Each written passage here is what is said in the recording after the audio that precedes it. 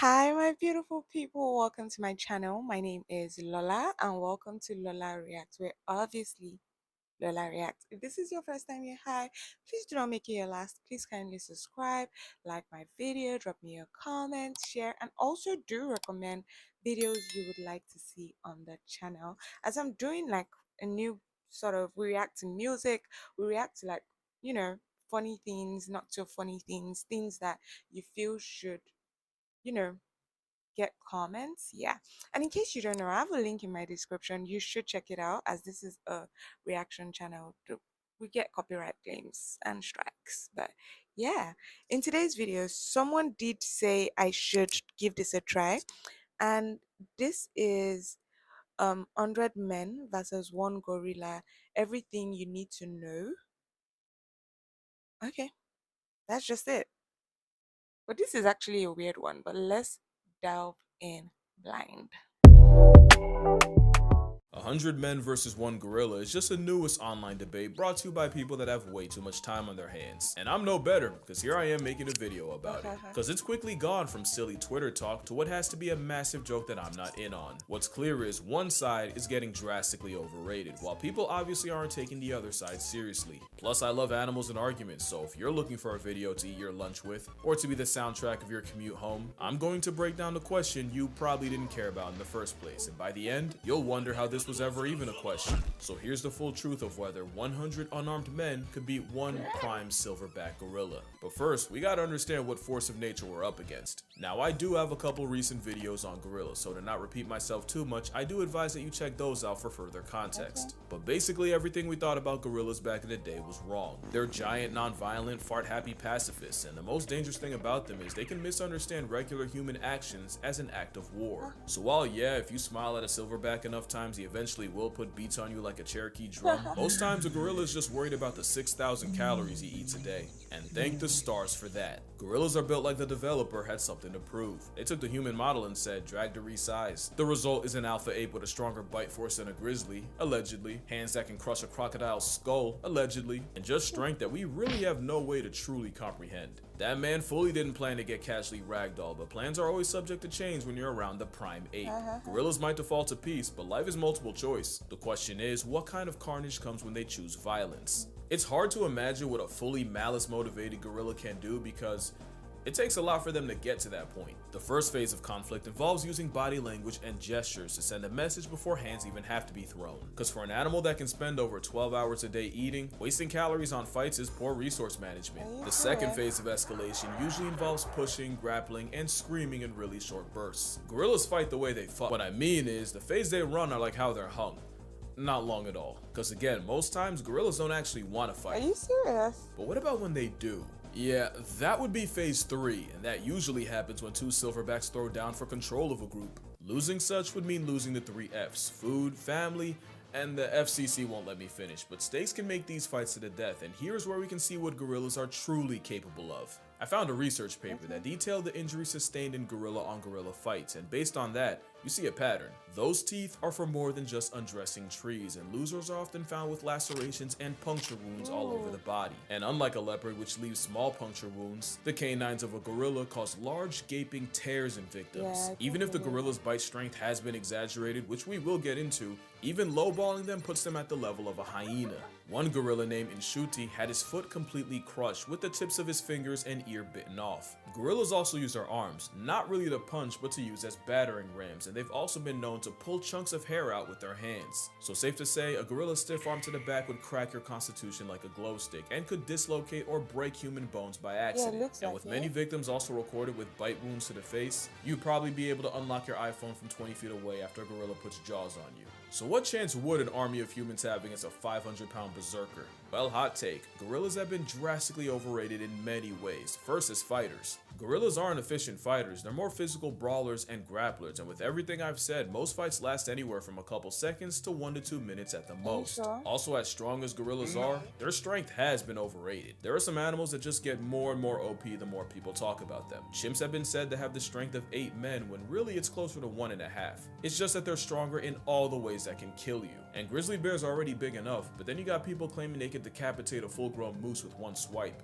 Now, what idiot would say that? And this debate has people swearing a gorilla would rip a whole man in half like a phone book with nary a sweat. I knew the gorilla propaganda peaked when this was an actual debate. Dr. Strange could conjure up 14 million realities. You won't find one where a plus-size protein-packing primate can do anything to a full-strength grizzly bear taking him seriously. Especially since there's a much smaller predator known to give gorillas problems. Gorillas have been documented getting preyed on by African leopards. Ooh. Even with jungle leopards being bulkier due to less competition, that's still an at most 180-pound cat past tensing Optimus Prime. Now let me be fair, these are rare and leopards usually go for hoofed animals, wild pigs, and monkeys. Gorillas are actually too big and too social to be a regular on the grocery list, so it sounds like my whole point is trash. But that same paper listing gorilla on gorilla violence also showed the aftermath of leopard attacks. In those reports, all leopard victims took bite wounds to the head and most of the arms, with lacerations localized about the neck and claw marks on the trunk. So even though it is rare and a one-on-one between a silverback and a leopard might mark both, if a gorilla can struggle with less than 200 pounds of predator, a 900-pound duratio would give Harambe a bunkmate. Also, against 100 men, there are some very real issues that could be game over for the gorilla. The big one is endurance. Gorillas are dangerously close to being hot girl fit. They're best using explosive bursts of energy, not sustained strain over a long period of time, and a fight against 100 humans would likely last hours. Which is really bad considering compared to us, gorillas have poor temperature control. Gorillas don't. Wait. I knew that gorillas coming. Like, I'm so scared of gorillas. Like, everywhere. When you go to the zoo, I'm usually scared of them. But this is just me reminiscing on Hong Kong movie, obviously. Obviously. No, not Hong Kong. King Kong. Mm, mm. King Kong, the movie. And it's just giving me chills because I'm actually remembering like a lot of. I need to rewatch that movie. But let's go back. Have as many sweat glands as humans, and if we're talking about mountain gorillas, the thick fur would make it a 101 versus 1. The men and the risk of heat stroke. That is if the ape doesn't just have a heart attack. Cardiovascular disease is the leading cause of death in gorillas in zoos, and 70% of male gorillas in zoos suffer from heart disease that'll past tense them prematurely. Now that might just apply to zoo gorillas, but it's still a factor. Another is the very temperament of the gorilla is highly non-confrontational. They're more likely to run away than run a fade. But most importantly, wait, was that gorilla running away from a dog? No, that I would never have expected. A gorilla running away from a dog? Or was that a geese? Crawling, grappling build is not a good combat style against multiple enemies. We know that cause there's another African predator that's been giving gorillas hell and you may not have even realized it. And it's weird because for a while, gorillas and chimpanzees seem like they were on good terms. They've been recorded foraging together and they'll even have their version of primate playdates. That all changed when the chimps started chimping. A couple years ago in Luongo National Park, scientists witnessed a gang of 18 chimps jump a gorilla family of 5. That's 3 females, 1 baby, and a silverback. The turf war lasted an hour, and even with the silverback apparently testing ragdoll physics, throwing chimps in the air, and even managing to injure 3. Eventually, he was surrounded and chased off by 9 chimps. The adults got away, but the chimps managed to snatch the baby gorilla of the group. Is that what a baby gorilla looks like? The second attack involved 27 chimpanzees and 7 gorillas, and this time, the silverback made a business decision and immediately climbed out of the trees and fled the scene. Yes, comparing chimps to humans is comparing durians to jackfruit. The moral here is the one gorilla can not only be overwhelmed, but neutralized by numbers. Because if there's one thing that's being dangerously underrated, it's the power of friendship. Don't laugh, I'm serious. If you remember this picture, then you know this was the 100 Men 1 Gorilla of 2018. It's pretty self-explanatory. Everything here is coming for your life except the 2 you pick to run defense for you. And I'm just gonna kill the suspense. If one of those picks isn't the 10,000 rats, you have no idea how big 10,000 is. Add eagles for aerial support and the rest of the field would have over 200 rats to deal with each. And it's cause the power of plurality is one of the most broken strategies in nature. Mobbing refers to an anti-predator behavior where prey animals approach, harass, and sometimes attack their own predator. It's how one animal can shift an almost impossible matchup in their favor. One hyena to a lion is a chew toy. Add 20 and it's a life lesson. Pilot whales have been on record chasing orcas out of high competition areas and even actively following the sounds of orca hunts. There's plenty of examples of weaponized unity in nature, but probably my favorite case of what's akin to a mob happens off the coast of South Africa, where fur seals have to risk their spot on the census every time they check the fridge. Cause the seals can't go out for groceries without the chance of running into the biggest predatory fish on earth. Every year, great white sharks will gather around fur seal nurseries and snatch any inexperienced pups. The problem is so many sharks show up that a seal can dodge one great white right into the jaws of another. You've seen this movie before, but there's an alternate ending. Scientists have recorded fur seals squatting up into one giant group and using their numbers to turn on the sharks closing in. And as the mob gets bigger, the seal force gets more confident, leading to them escorting the 20-foot assault submarines back out to sea. So with all this, now it doesn't seem like a stretch to favor 100 men over just one gorilla. You could argue that the SEALs and the other mob merchants aren't actually getting physical with their final boss. That's true, everyone's asking if 100 men could off a gorilla, no one's asking how. Well, that's why I'm here. But first, obligatory, don't try this on a gorilla, or at least don't blame me for the consequences if you do. In a fight against a simian weighing a shack and a half, it's all about attacking the weak points, and a gorilla's weak points are the same as ours. Eyes, throat, mouth, and for measure, the jewels of the South. It's all about delivering damage that actually matters, and to do that, someone would have to perform the Draymond Green special and go for the eyes and blind him. Someone else would have to suffocate the supersized simian, either by bear hugging his windpipe, which only Tarzan backpacking plot armor can do, or by shoving your entire arm down his throat. And since you're already negotiating your arm elbow deep in esophagus, you'd also have to pull the gorilla's tongue out. I call that the leopard method, because a 73-year-old once soloed an attacking leopard by reaching into its mouth and ripping out the leopard's liquor. And speaking of grab and pull, someone would have to be elected to perform Draymond's final smash and go for the gorilla's unmentionables. Hey, don't judge. This is war. The rest would have to use their combined strength to pin the primate down, with the remainder delivering kicks to the gorilla's flank, the most powerful natural attack to the gorilla's most vulnerable area. That would probably be the best way to chip away at a gorilla. One problem though, this is still a gorilla we're talking about. Even with everything I said about their strength being overrated, a gorilla fighting for its life would show you destruction like you've never seen. It doesn't matter how many men, the method, or the facet, for those first few, their only outcome is a closed casket. Even if numbers eventually win, those first dozen or so men would be horrifically maimed, mutilated, or straight up murked. You can argue that if I can mention that 100 men running over the hill would intimidate even a gorilla, witnessing men getting mauled and disfigured would inflict psychological damage. There's an argument that witnessing the sheer carnage would weaken the resolve of the others, destabilizing the army.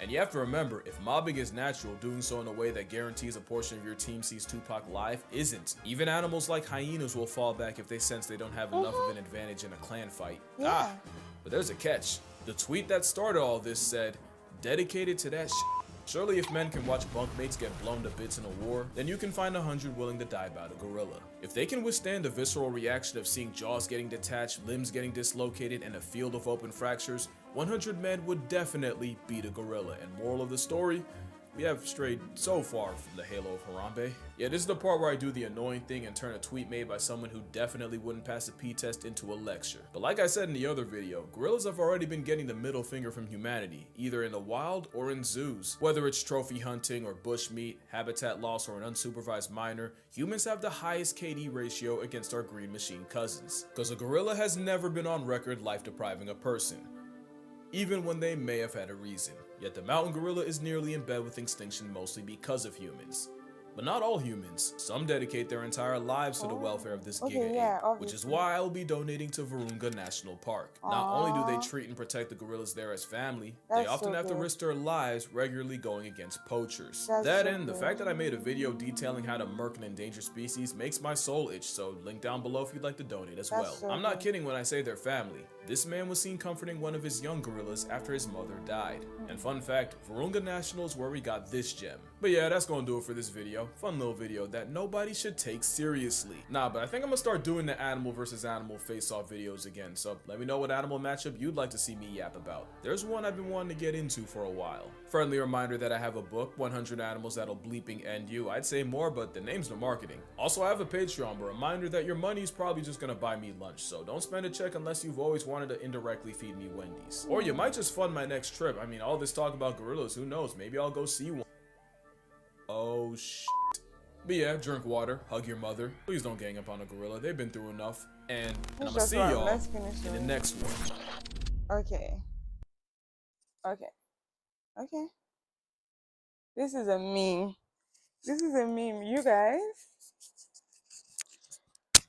Ooh. Okay. So this is the end of the video, and I must say I really did enjoy this. It was very educational. It was very good. My opinion is one gorilla would definitely be 100 men. Like, I don't know. He did mention the ways 100 men could beat a big gorilla, obviously. But is it really doable? I mean, before you even think of that, you're gone. You are gone. Gorilla would have smacked you off.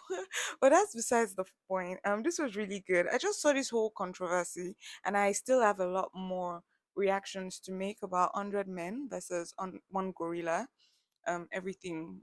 Yeah, I still have a lot because someone did recommend it and was asking me, Lola, what do you think? And I think one gorilla will definitely be 100 men, except if they are armed. But then that would not be a fair fight. But this was really good.